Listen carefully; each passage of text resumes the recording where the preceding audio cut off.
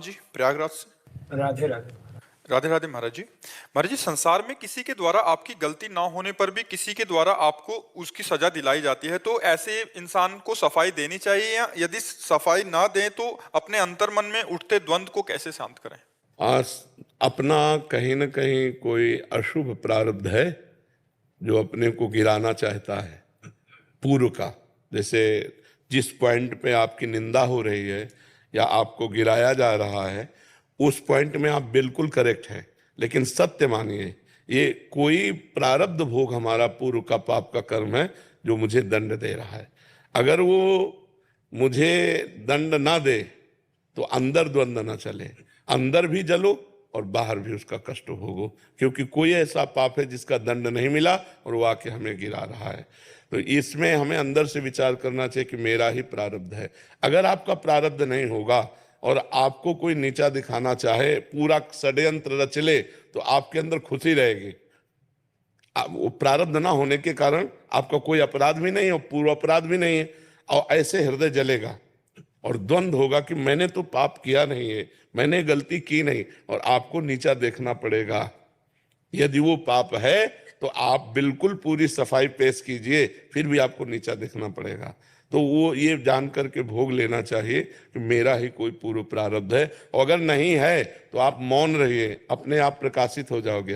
आपको सफाई देने की जरूरत नहीं पड़ेगी, अपने आप सामने वाले को भगवान नीचा दिखा देंगे जो आपको नीचा दिखाना चाहता है। पर कभी कभी ऐसा होता है कि जैसे कई हमने पाप किए, जैसे बहुत जन्मों में बहुत से पाप हो जाते हैं, ना उस कानूनी दंड मिला और ना भागवतिक दंड मिला, तो वो पाप वैसे सुरक्षित बढ़ता रहता है और हमको ऐसी जगह फंसाता है जहां हम निरपराध होते हैं, पर वो होता हमारे पाप का दंड है।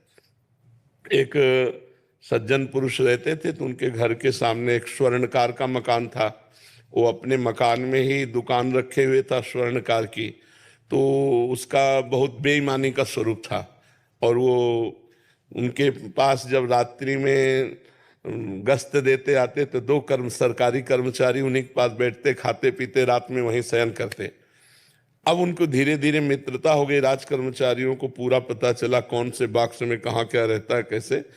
अब उनका मन खराब हुआ राज कर्मचारियों का कि अगर इसकी हत्या कर दी जाए तो इसका इतना धन, तो उन्होंने ऐसा कर दिया। और वो बॉक्स लेकर निकल रहे थे कि वो अच्छा आदमी जो सामने रहता था मकान में, उसने देखा तो उनका इसका मतलब है तुम कुछ गड़बड़ करके आ रहे हो। तो उनका देखो, हम तुम्हें बॉक्स में जितना है इसका आधा दे देंगे, चुपचाप अपने घर वापस चले जाओ, हम लोग भी चुप चले जाएंगे, फिर सुबह आके हम सब बना लेंगे। तो उसने कहा ऐसा नहीं होने देंगे, हम हल्ला मचाते हैं।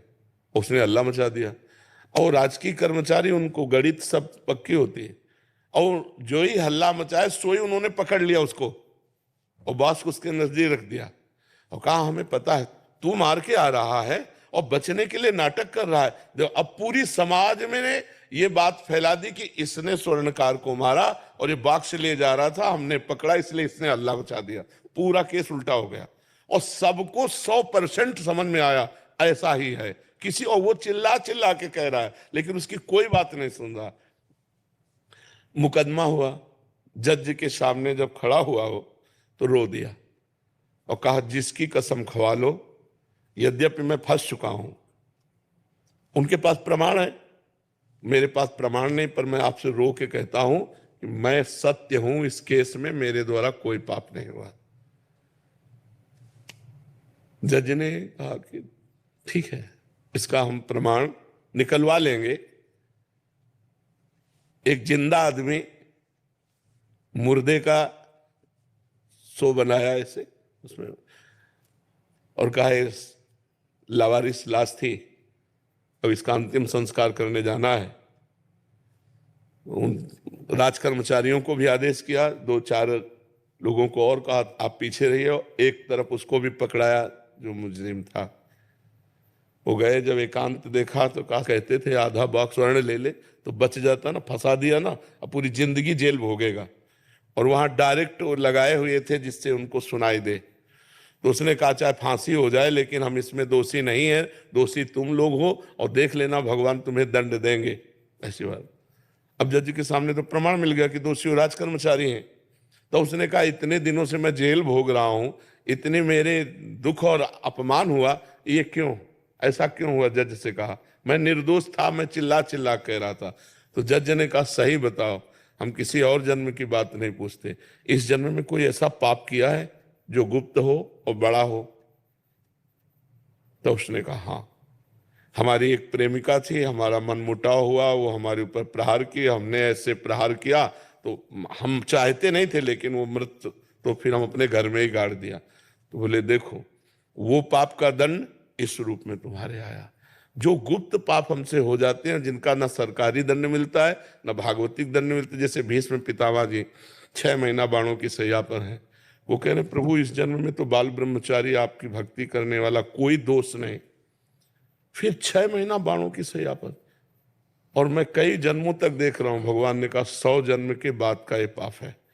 तो हम लोगों के बहुत जन्मों के पापों का क्रम चल रहा है। जैसे 11 वर्ष से बाबा जी हैं, भगवान के मार्ग में चल, दोनों किडनी फेल हैं। अब क्या है, ये पूर्व जन्म का कोई पाप है जो हमको दंड दे रहा है। तो अब इस जन्म का जो भजन है वो हमारी व्यवस्था की हुई है कि हमारा भजन भी चल रहा है, और बिल्कुल अगर हम संसार में होते तो क्या दुर्दशा होती, और भगवान में है तो न पैसे की चिंता है न डॉक्टर की चिंता है। ये क्यों है? ये भगवान की शरण में तभी तो है ना। तो हमारे भजन का, हमारी शरणागति का ये है, और पूर्व के पाप का ये है। तो हमको विवेक के द्वारा पता है कि शरीर बदलते रहते हैं, जीवात्मा तो वही होता है ना। तो जो करता है, करता तो वही है ना।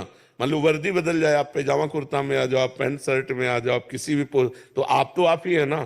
तो अगर दंड या अच्छा काम किया तो पुरस्कार या तिरस्कार आपको ही मिलेगा, कपड़े से कोई मतलब नहीं होता। तो ये कपड़ा है, पुरुष का कपड़ा है, स्त्री का कपड़ा है, पशु पक्षियों का कपड़ा है। ये वसांश जीर्णानि यथा विहाय, गीता में भगवान ने कहा। तो ये शरीर हमारा नया है, लेकिन हम बहुत पुराने हैं। अनेकों जन्मों से हम कर्म करते चले आ रहे, वो हमें धैर्य पूर्वक रहना चाहिए और भगवान से प्रार्थना करनी चाहिए कि हमें इतना साहस दो। माना कि मेरा ही कर्म कोई होगा, पर मुझे इतना साहस दो कि मैं बिना विकार के अंदर से सह जाऊं और आगे बढ़ूं। और नाम जप करते हैं आप? महाराज ऐसे तो नहीं कर पाते। नहीं करना पड़ेगा, मनुष्य जीवन व्यर्थ हो जाएगा। नाम जप, ये पद कितने दिन रहेगा विचार करो, ये शरीर कितने दिन रहेगा। पूर्व में पुण्य भी बनाना, तो आप ऐसे पद पर आए, आप हमारे भारत की सेवा में हैं। अब आपको ऐसा बनना चाहिए कि इससे भी आगे पद है ना, कि अगर हमारा मनुष्य जन्म हो तो हम भारत के उन पदों पे पहुंचे जिससे हम अधिक से अधिक समाज की सेवा कर सके। कभी भी भय या प्रलोभन से किसी निर्दोष को दंड मत देना और दोषी को बख्शना नहीं। इसी कर्तव्य की पूजा को भगवान को समर्पित करना और नाम जप जितना मन मारे। हम कह रहे पैसा तो लगता नहीं नाम जप में ना, जैसे आप ऐसे हो राधा राधा राधा राधा राधा राधा, आप खुद देखना, आपको शांति मिल जाएगी, आपकी बुद्धि प्रवीण हो जाएगी, आपका आत्मबल बढ़ जाएगा। आप नाम जप जो प्रिय हो, राम कृष्ण हरि जो नाम प्रिय हो आपको, वो नाम जप कीजिए। और हर घंटे में अपने एक एक घंटे के समय को श्री कृष्णार्पणमस्तु, हे प्रभु 1 घंटे में जो भी हमारी संसारिक सेवा हुई वो मैं आपको समर्पित कर। कुछ दिन करके देख लीजिए, फिर आप हमें बताइएगा कि हर 1 घंटे को भगवान के चरणों में समर्पित कीजिए। नाम जप जितना बन सके कीजिए, कोई नशा तो नहीं है, बस फिर आप देख लीजिएगा। और कभी भय या प्रलोभन में मत आइएगा, हमारी ये बात गांठ बांध लेना, कभी प्रलोभन में मत आना। जो भारत सरकार दे रही उसी में नमक रोटी खाना और अपने अधिकार का शासन पूर्वक पालन करो, अपने द्वारा कभी कोई गलती न होने पाए। देखो ऐसे सिंहवत चलोगे और चंद रुपए में अगर आपकी बात ओपन हो जाती है तो जिंदगी भर आप कभी ऐसे नहीं चल सकते। तो वो रुपया किस काम का जो हमें इतना झुका दे, रौंद दे। हमको अपने सम्मान से चलना है, कभी प्रलोभन में मत फंसना और कभी भय में मत आना। कोई भी अधिकारी, बड़े से बड़ा अधिकारी यदि आपके द्वारा गलत कराना चाहे और भय दे तो हमारी वर्दी भले उतर जाए लेकिन हम गलत नहीं करेंगे। तो भगवान यही वर्दी थोड़ी है, वो और पोजीशन दे देंगे। इसलिए धर्म पूर्वक चलना और भगवान का नाम जप करना, तो देखो आपको आंतरिक आनंद मिलेगा। बिना आंतरिक आनंद के हम खाली रहते हैं, बस मन चिंतन करता रहता है। और ये मन अगर खाली रहा और ज्यादा चिंतन करने लगा तो ये डिप्रेशन की तरफ ले जाता है। अगर निगेटिव ज्यादा चिंतन बनने लगे ना, नकारात्मक, तो ये दिमाग को परेशान करके डिप्रेशन में भी ले जा सकता है। इसलिए इसको खाली मत रखो, राधा राधा राधा। कोई भक्ति का बाहरी लक्षण नहीं, अंदर ही अंदर नाम जप करो, धर्म से चलो और कोई व्यसन नहीं करते। बहुत बढ़िया जीवन, भगवान की बहुत बढ़िया आराधना। महादेव बोलिए बाबा वैद्यनाथ की जय, जगदम्बा महारानी की जय। ये हमारे वैद्यनाथ जी का शयनकालीन श्रृंगार, वैद्यनाथ जी का आशीर्वाद ही वैदिक मंत्र से कर देते हैं महाराज जी, अगर आपके आदेश हो। हाँ, कर दीजिए। ओम मा पुनस्त्वादित्या रुद्रा वसवः समिन्धतां पुनः ब्रह्माणो असुनीत जज्ञेहि धृतेन त्वन्तनवं सत्याः सन्तु यजमानस्य कामाः दीर्घायुस्तौ खने खनिता जन्मे जन्वा खनाम्यहम् अथो त्वं दीर्घायुर्भूत्वा शतबलसा विलोहता मंत्रार्था सफला संतो प्रणा संतो मनोरथा शत्रुणां बुद्धिनाशाय मित्राणां उदयस्तव मृत्युंजय महादेवं त्रायिमां शरणागतं जन्म मृत्यु जरा रोगे पीडितं कर्म बन्धने आयुष्यमान आरोग्यमान दीर्घायुर्भव सकल कामना सिद्धिर्भव। जय बाबा वैद्यनाथ, स्वस्थ रखे, मस्त रखे, दीर्घायु रखे। हर हर महादेव, हरो शिव।